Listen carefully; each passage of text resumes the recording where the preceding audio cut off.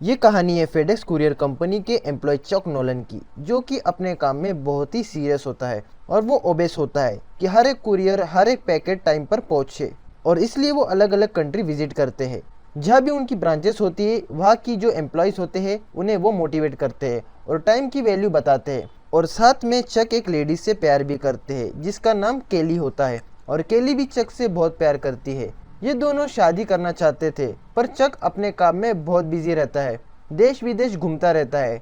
इसी वजह से इन दोनों की अभी तक शादी नहीं हुई। अब क्रिसमस आने वाला है लेकिन चक को मलेशिया जाना है क्योंकि उसे फेडेक्स कंपनी का वहाँ पर बहुत ज़रूरी काम है। लेकिन वो बोलता है कि मैं न्यू ईयर पर ज़रूर आऊँगा, कुछ भी हो जाए। केली बोलती है कि क्रिसमस का क्या, लेकिन चक उसे मना लेता है और केली भी मान जाती है और जाते हुए क्रिसमस का गिफ्ट देता है, और केली भी उसे क्रिसमस का गिफ्ट देती है जो कि एक गाड़ी होती है, और उसी गाड़ी में केली का फोटो होता है। चक मलेशिया के लिए निकल जाता है और जब उनका प्लेन पैसिफिक ओशियन के ऊपर से गुजर रहा होता है तभी वहाँ पर बहुत जोरों से तूफान आता है और उसी तूफान में उनका प्लेन क्रैश हो जाता है। क्योंकि वो फेडेक्स कंपनी का प्राइवेट प्लेन होता है तो इसमें सिर्फ 4 ही लोग होते हैं और बाकी लोगों का सामान होता है, पार्सल होता है। इनका प्लेन पैसिफिक महासागर में गिर जाता है और गिरने के बाद इसमें सिर्फ एक ही इंसान बचता है जो होता है चक। चक एक एयरबोट पर बैठता है और समुद्र का तूफान उसे अपने साथ बहाकर ले जाता है, और जब सुबह उसकी आंखें खुलती है तो वो एक टापू पर होता है। उस टापू पर वो चारों तरफ देखता है, वहाँ दूर दूर तक कोई भी नहीं होता। वहाँ नारियल का पेड़ होता है, पहाड़ होते हैं, लेकिन उसे वो टापू पर कोई इंसान नहीं दिखता। वो जोर जोर से आवाज़ भी लगाता है लेकिन उसका कोई भी फायदा नहीं होता। उसके बाद वो ज़मीन पर हेल्प ये लेटर बड़े बड़े हैंडराइटिंग में लिखता है ताकि ऊपर से कोई प्लेन उड़ा तो शायद उनकी नज़र उस पर पड़ जाए। रात हो जाती है और चक सो जाता है, और जब सुबह चक उठता है जो उसने ज़मीन पर लिखा होता है वो मिट जाता है। और इसके बाद चक लकड़ी के बड़े बड़े टुकड़ों से हेल्प लिखता है क्योंकि वो जानता है उसे ढूंढने कोई ना कोई ज़रूर आएगा। जब वो लोग आए तो वो निशान को देखकर उन्हें पता चल जाए कि चक यहीं पर है और उसे हेल्प की ज़रूरत है। चक के साथ टापू पर भेजकर फेडेक्स कंपनी के कुछ पैकेट भी आ चुके थे लेकिन उनमें कुछ भी खाने का सामान नहीं होता। इसी बीच चक को कई बार आहट भी सुनाई देती है, और जब वो चारों तरफ देखता है तो वहाँ कोई नहीं होता। तभी उसके सामने एक नारियल गिरता है और वो समझ जाता है कि ये नारियल गिरने की आवाज़ थी। और चक को क्योंकि पानी की ज़रूरत होती है और वो समुद्र का पानी नहीं पी सकता तो उसके पास नारियल पानी पीने के अलावा कोई ऑप्शन नहीं होता। तो वो बहुत सारे कच्चे नारियल जमा करता है, लेकिन उसको फोड़ना, उसका कवर निकालना इतना आसान नहीं होता। इनमें चक को बहुत मेहनत करनी पड़ती है और बाद में वो एक नारियल को फोड़ भी देता है, लेकिन उसमें छेद करना और उससे पानी पीना बहुत ही मेहनत का काम होता है। लेकिन फाइनली चक एक नारियल में छेद करके उससे पानी पी लेता है। अब चक के पास पानी पीने के लिए नारियल है। अब चक को यहाँ आइलैंड पर 2 दिन हो चुके हैं और उसके पैरों में जूते भी नहीं होते, और वो जब पानी में चलता है तो पानी में जो पत्थर होते हैं उससे चक को बहुत तकलीफ होती है और उसके पैर से खून भी निकल रहा होता है। इसके बाद चक अपने पैंट को आधा फाड़ के अपने पैरों पर बांध लेता है क्योंकि उसे ऊपर पहाड़ की बहुत बड़ी चोटी दिख रही होती है जो बहुत ही ऊंची होती है, और वो ये तय करता है कि वो उस चोटी पर जाएगा और चारों तरफ का जायजा लेगा कि वो करंटली है कहाँ पर। और जब वो उस चोटी पर जाता है तो उसे समंदर में कोई नजर आता है, तो वो जल्दी जल्दी नीचे आता है और उस चीज के पास जाता है तो वो देखता है कि उसके प्लेन के एक पायलट की डेड बॉडी होती है। ये देखकर चक को बहुत ही दुख होता है और चक उसे दफना देता है, लेकिन दफनाने से पहले उसके जूते और उसके पास एक टॉर्च होती है वो उसे रख लेता है क्योंकि यही 2 चीज थी जो चक के काम की थी। अब चक को इस आइलैंड पर, इस टापू पर बहुत दिन हो चुके हैं और वो अकेला है। धीरे धीरे वो इस टापू पर रहना सीख भी रहा है। उसने सीख लिया है कि पत्तों पर जो रात में पानी जमा होता है उसे नारियल में कैसे डालना है। इसी के साथ वो अपनी भूख मिटाने के लिए फिश पकड़ना भी सीख रहा होता है। वो एक लकड़ी को फोड़ करके उससे फिश पकड़ने की कोशिश करता है। दरअसल ये बहुत पुरानी टेक्निक के जरिए फिश पकड़ने की कोशिश करता है लेकिन उसे कामयाबी नहीं मिलती। उसके पास इस टापू पर खाने के लिए क्रैब है और नारियल पानी, और रात में जो पत्तों पे पानी बच जाता है यही सब उसके खाने के लिए इस टापू पर है। अब एक रात को चक को समंदर में एक शिप दिखाई देता है। उसे देखकर चक बहुत ही खुश हो जाता है और वो जोर जोर से चिल्लाने लग जाता है, लेकिन इतनी दूर तक आवाज लगाना नामुमकिन है। वो टॉर्च लगाकर उन्हें इशारा करने की भी कोशिश करता है। इतनी दूर से टॉर्च की रोशनी को देखना भी इम्पॉसिबल होता है। और अगली सुबह चक ये फैसला करता है कि जो उसके पास एयरबोट होती है जिसमें बैठकर वो यहाँ टापू पर आया था, वो उसी एयरबोट पर बैठकर यहाँ टापू से निकल जाएगा क्योंकि उसे पता चल चुका है कि यहाँ पर कोई नहीं है। और यह कोई आने वाला भी नहीं है। अब जब वो वहाँ से एयरपोर्ट से निकलने की कोशिश करता है तो वहाँ पर उसका सामना होता है बड़ी बड़ी लहरों से, और वो लहरें उसे समुद्र में जाने ही नहीं देती बल्कि वापस आइलैंड पर ढकेल देती है। और इसी दौरान उसके पैर में भी चोट लग जाती है और बहुत खून निकलता है और चक वापस आइलैंड पर आ जाता है। इसी दौरान एक रात बारिश भी होती है और चक वहाँ पर एक गुफा होती है उसके अंदर चले जाता है और टॉर्च जलाता है और टॉर्च जलाकर ही सो जाता है। और जब वो सुबह उठता है भी नहीं है और उसे ये भी नहीं पता कि फायर कैसे जलाते हैं। अब वो उन बॉक्सेस के पास जाता है जो फेडेक्स कंपनी के होते हैं, जो तैरकर इस आइलैंड पर आए हुए होते हैं। तो वो एक एक करके सारे बॉक्सेस खोलता है। उनमें उसे बहुत सारी चीजें मिलती है, लेकिन उसके काम की एक दो ही चीज होती है। एक उसे जूते मिलते हैं जो कि स्केटिंग के होते हैं, जिसके नीचे ब्लेड लगे होते हैं। वो उनके ब्लेड निकाल लेता है और अब उसके पास चाकू जैसी चीज है जिससे वो नारियल को फोड़ सकता है और किसी भी चीज को शार्प कर सकता है। तो वो एक लकड़ी को शार्प करता है और उसे औजार की तरह बना लेता है और दोबारा वो उससे मछली को और केकड़ों को पकड़ने की कोशिश करता है और वो मछली को पकड़ने में कामयाब भी हो जाता है। हालांकि केकड़े तो उसे पहले ही किनारे पर मिल जाते थे, पर मछलियों को पकड़ना लगभग नामुमकिन था। इसके आगे चक के सामने सबसे बड़ी प्रॉब्लम ये होती है कि वो केकड़ों को कच्चा नहीं खा सकता, इसीलिए अब उसे आग की जरूरत है। वो आग लगाने की बहुत कोशिश करता है, इसमें उसका हाथ भी जल जाता है, लेकिन चक को कामयाबी नहीं मिलती। वो बहुत चिड़चिड़ा हो जाता है और जोर जोर से चिल्लाने लगता है। इसके बाद जब वो नारियल छिल रहा होता है तो उसे आइडिया आता है, अगर मैं दो लकड़ियों को आगे पीछे घसूं तो शायद आग लग जाएगी, क्योंकि इससे पहले जिस तरीके से आग जलाने की कोशिश कर रहा था उसे उसके हाथ छिल गए थे।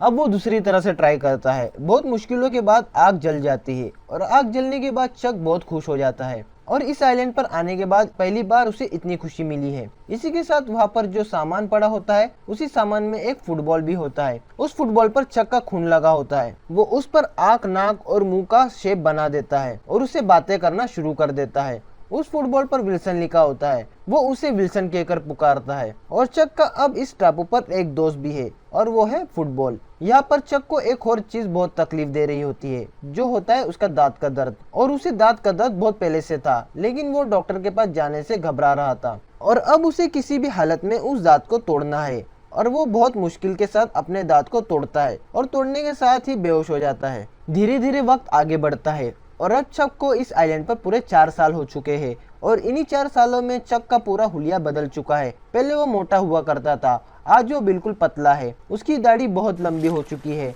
उसके बाल बहुत लंबे हैं और अब चक इस टापू पर रहना पूरी तरह से सीख चुका है। वो दूर से ही भाला फेंकता है और उसमें मछलियां अटक जाती है, यानी वो मछलियों को दूर से ही मार देता है, क्योंकि वो 4 साल से लगातार प्रैक्टिस कर रहा होता है। और अब इस आइलैंड के एनवायरनमेंट यहाँ की जिंदगी से पूरी तरह से घुल मिल चुका है और वही विल्सन और चक की दोस्ती और भी गहरी हो चुकी है। विल्सन को चक सारी बातें बताता है। एक सुबह चक मछली खा रहा होता है, तभी उसे एक चीज की आवाज आती है और वो जब वहां जाकर देखता है तो वो एक स्टील की शीट होती है और उस शीट को देखकर उसे आइडिया आता है कि मैं इसी की मदद से इस आइलैंड से निकल सकता हूँ। दरअसल इस आइलैंड से आगे जाने के लिए, समुद्र में जाने के लिए सबसे बड़ी मुश्किल थी, वो थी समुद्र की बड़ी बड़ी लहरें। जब भी चक समुद्र में जाने की कोशिश करता है तो वो लहरें उसे वापस फेंक देती है और इसी वजह से चक पिछले 4 साल से इस आइलैंड पर फंसा हुआ है। अब वो बड़े बड़े नारियल के पेड़ काटता है और उन्हें किनारे पर ले जाता है और उससे एक बोट बनाता है। हालांकि बोट बनाना इतना आसान नहीं होता, इसमें उसे बहुत मुश्किल होती है और वो ये तय करता है कि जब हवा का रुख बदलेगा तब वो यहाँ से निकल जाएगा और जो उसे शीट मिली थी उसे वो हवा के अपोजिट इस्तेमाल करेगा ताकि उसकी बनाई हुई बोट को धक्का मिल सके। जैसे कि पुराने जमाने में लोग अपनी नाव को आगे बढ़ाने के लिए पर्दों का इस्तेमाल करते थे, चक इसी टेक्निक को इस्तेमाल करके इस बोट को बनाता है। अब वो वक्त आता है जब हवा का रुख बदल जाता है।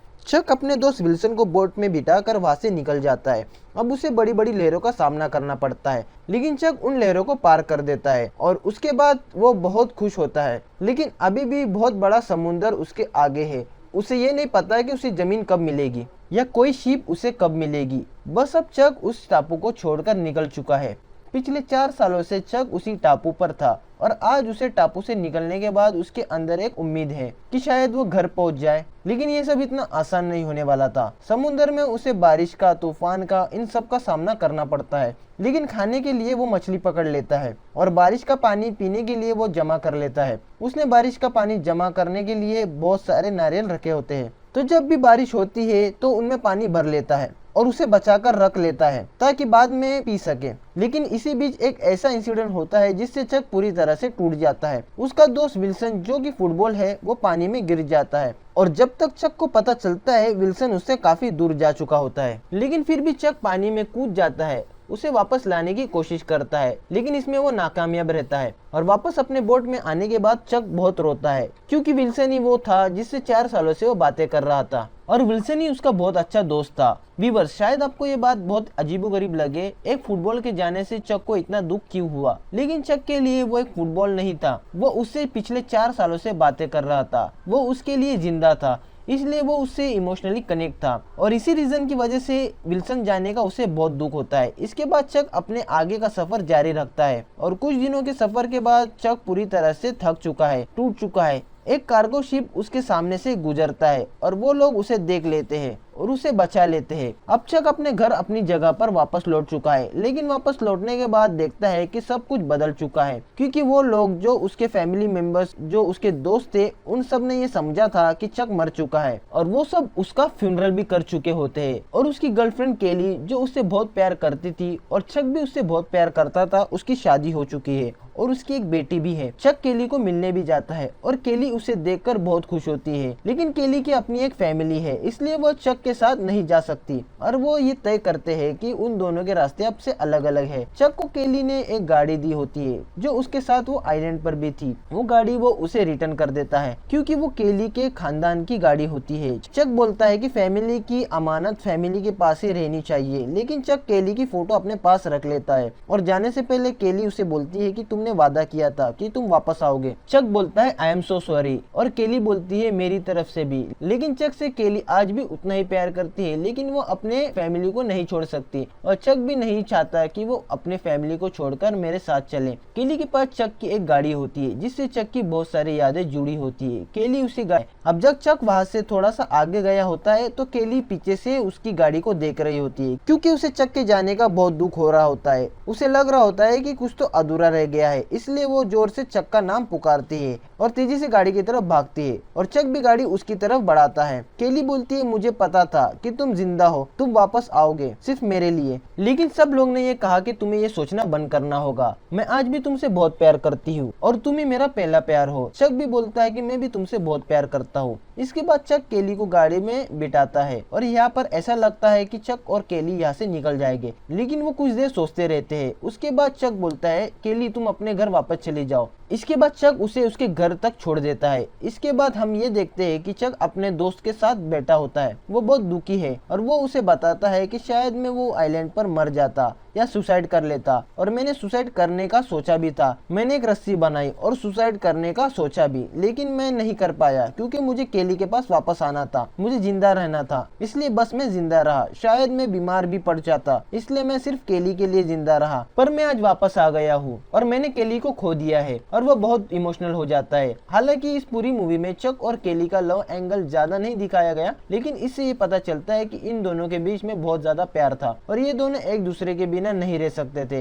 लेकिन टाइम ने और सिचुएशन ने केली को अपने रास्ते पर चलने के लिए मजबूर कर दिया और उसने शादी कर ली थी। अब चक अकेला है, लेकिन जिंदगी को आगे बढ़ाना ही होता है। और लास्ट में हम ये देखते हैं कि चक के पास आज भी एक पैकेज है जो वो आइलैंड से बचा कर लाया है। जब उनका शिप डूबा था तो बहुत सारे पैकेजेस किनारे पर आए थे, उनमें से एक पैकेज आज भी चक के पास है जिस पर विंग्स बने हैं, एंजल के विंग्स। दरअसल आइलैंड पर उसके पास ये लास्ट पैकेज बचा हुआ होता है जिसे उसने ओपन नहीं किया होता है क्योंकि वो ये सोचता है कि जब वो घर पर वापस जाएगा तो इसे जरूर डिलीवर करेगा क्योंकि वो अपने काम में बहुत रिस्पॉन्सिबल होता है। इसके बाद चक वो पैकेज को डिलीवर करने जाता है तो घर पर कोई नहीं होता, तो उस पैकेज को दरवाजे पर ही रख देता है और उस पर एक नोट लिख देता है this package save my life, जहाँ पर वो कंफ्यूज है कि वो जाएगा कहाँ। जब वो मैप देख रहा होता है तब वहाँ एक लड़की आती है और वो बोलती है कि शायद तुम खो गए हो। चक बोलता है वाकई। वो बोलती है कहाँ जा रहे हो। चक बोलता है कि मैं वही डिसाइड कर रहा था। इसके बाद वो लड़की उसे चारों रोड का रास्ता बताती है, कौन सी रोड कहाँ जा रही है, और वो वहाँ से निकल जाती है। और उसके ट्रक पर भी वही विंग्स बने होते हैं जो पैकेज पर बने होते हैं, और वो भी उसी तरफ जा रही होती है जहाँ से चक अभी पार्सल को डिलीवर करके आया है। और इसके बाद चक उसके ट्रक को जाता हुआ देखता रहता है और स्माइल करता है। दरअसल वो वही लड़की होती है जिसके घर पर चक पार्सल डिलीवर करके आया हुआ होता है। और जब मूवी स्टार्ट होती है तो मूवी की स्टार्टिंग में भी यही घर को दिखाया जाता है, जिसके ऊपर लिखा होता है कि डिक एंड बट्टीना। लेकिन जब चक 4 साल बाद वहाँ पर जाता है तो वो देखता है कि उसके ऊपर डिक नहीं लिखा होता, सिर्फ बट्टीना लिखा होता है। इसका मतलब ये होता है कि इसने भी अपना पार्टनर खो चुका होता है, जैसे चक ने खो दिया है, और अब ये दोनों ही अकेले हैं। इससे हमें ये पता चलता है कि शायद ये दोनों अपनी जिंदगी आगे कंटिन्यू करें। और इसी के साथ ये मूवी एंड हो जाती है। Thanks for watching this video.